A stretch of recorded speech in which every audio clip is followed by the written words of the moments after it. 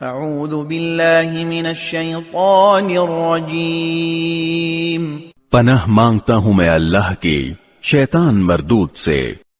قل للذین آمنوا یغفروا للذین لا یرجون ایام اللہ لیجزی قوما بما كانوا یکسبون۔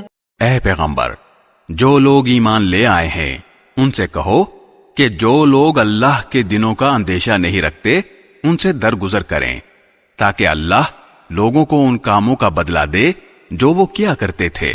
من عمل صالحا فلنفسه ومن اساء فعليها ثم الى ربكم ترجعون۔ جو شخص بھی نیک کام کرتا ہے وہ اپنے ہی فائدے کے لیے کرتا ہے، اور جو برا کام کرتا ہے وہ اپنا ہی نقصان کرتا ہے، پھر تم سب کو اپنے پروردگار ہی کے پاس واپس لایا جائے گا۔